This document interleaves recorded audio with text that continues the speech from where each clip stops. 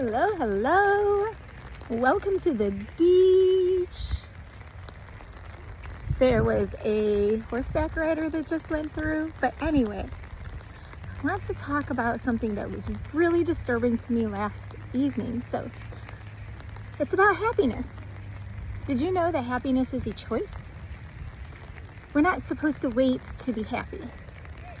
So here's the thing. This is what happened. So last night, I decided to go to Whole Foods to just make a quick little shopping trip, and there was a song playing, and I haven't researched it, so I don't know who the artist is, and I don't know all the backstory, but in the song, the artist is talking about how he cannot imagine what he would be like if he was happy. It's a very sad song, actually, and what made it sad was the people are listening to this, and there's probably someone who relates to it, of course, right? You know, we all have moments and days and even seasons, months where we may be going through grief or some kind of tragedy or uncertainty, and we may feel sad. But to say and come into agreement that we do not know who we would be or what our lives would be like if we were happy is absolutely a terrible idea, okay? So life and death is in the power of the tongue, right? This is something that we are supposed to do daily. God tells us to be transformed by the renewing of our minds. We cannot renew our minds. We cannot renew our lives if we are saying over and over and over to ourselves, I am unhappy. I'm not suggesting at any point in time we ignore our emotions, that we stuff and shove back into some forgotten corner of our mind how we're feeling or what is going on with us, right? Because that thing is going to crop back up if it's not dealt with. We do have to go through hard emotions, right? And as a breakthrough coach, that is something that I support my clients with doing, because myself, having gone through a sexual assault and then a heartbreak, I know what it's like to really wake up every morning and feel like life sucks, okay? But what I have learned from myself, my own journey with healing, what I have learned, oh, look at this dog over here. See? Okay. See him? Dogs? They are a great inspiration. Get out into nature, right? Look around you, get inspired. Make your choice to be happy. That is what I learned. I learned, especially with forgiveness, I was letting someone else affect how I was viewing myself, viewing my life, viewing my future. And by not forgiving myself, by not forgiving people who had hurt me, and I realized it went back to my childhood, right?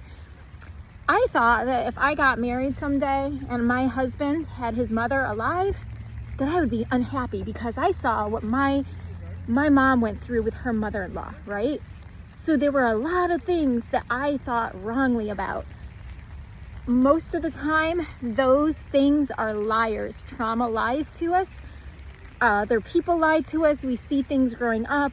We observe things and we think that that's how it has to be. But this is why I say happiness is a choice. We get to choose. We get to choose every single day how we want to live our life, right? That's how I ended up here at the beach. It's raining, right? But I needed a break. I have been working this afternoon and yesterday and Saturday and Friday for 3 days straight. Actually, I was working very, very hard. I was like, I just need a break today. So I took myself to the beach because I said, you know what? This life is a choice, and we get to do whatever it is that we're going to do every day. So to sing along to a song and come into agreement with something that is speaking death to our life, speaking death to our future, speaking death to our happiness, and saying we don't even know who we would be if we were happy. Find something, do one thing today. I challenge you, one thing today that would give you, even if it doesn't give you happiness, give you a different perspective, give you a short little break from whatever challenge you're going through, right?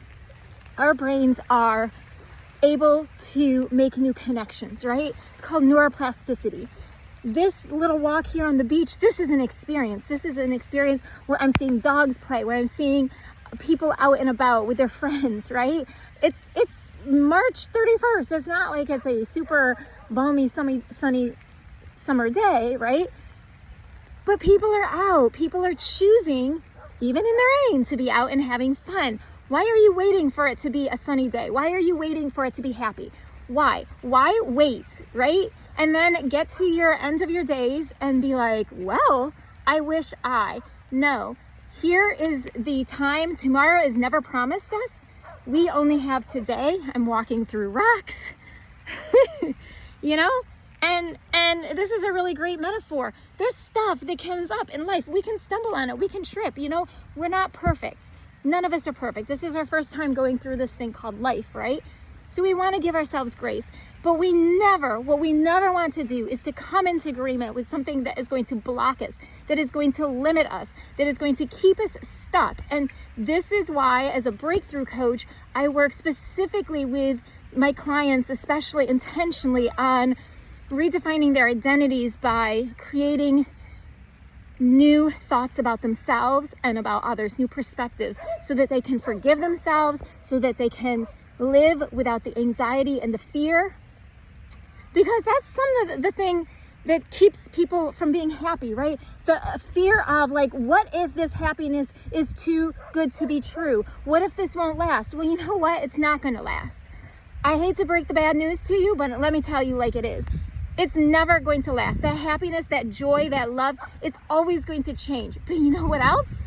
This is the really good news. The sadness, the anger, the frustration, the hurt, that's also not going to last. To everything, it says in Ecclesiastes, to everything there's a season, a time for war, a time for peace, a time for love, a time for hate, a time for rejoicing, a time for mourning, right? Always, life is changing. The only thing that we have in our power is that ability to choose. And we get to choose how we think. We get to choose how we talk about ourselves. We get to choose. And if you have not read the Bible ever, I encourage you, especially like Psalms is really good, but just, you know, open it up. Try reading something. See something. There's always something else to learn. Even if you have been someone who's read the Bible for, I don't know, 40, 50 years, right? You're like an 80-year-old woman, 70-year-old man. Go get a new perspective. Read. It doesn't have to be the Bible even, although the Bible is really great for transforming our minds because it gives us promises, it gives us hope, it gives us a blueprint of how God sees us, of God's plan for us. Maybe not specifically, but a general plan, because God says he has plans to bless us and hope and give us hope and a future and not of fear. These are things, these are new perspectives. So when we're saying, oh, I can't imagine what I would be like if I was happy, well, God can imagine it. God can imagine what you would be like if you would be happy. He's told you that you don't have to fear anything. He gives you a spirit of peace and not of fear, right? So get into the Bible and start getting another perspective. Even if you're, not of Christian background, that's not your faith background. So what? People think that Bible is just for Christians. No, it is for everyone. It is a book that it doesn't matter if you're single, you're married, you're divorced, you're widowed, you're a child of 5 years old, you're someone who's 150 years old. It doesn't matter what your race is, where you were born, if you were born in Africa, Antarctica, Canada, it does not matter, right? It is limitless. Oh, look at the doggy. Hey, doggy. Oh, there he is. There he goes. All right. I'm having fun out here. So yes, get out. Go do something. Walk, moving creates new experiences. It just helps us to reconnect and refresh ourselves and our minds. So sitting and stewing is also not going to help you.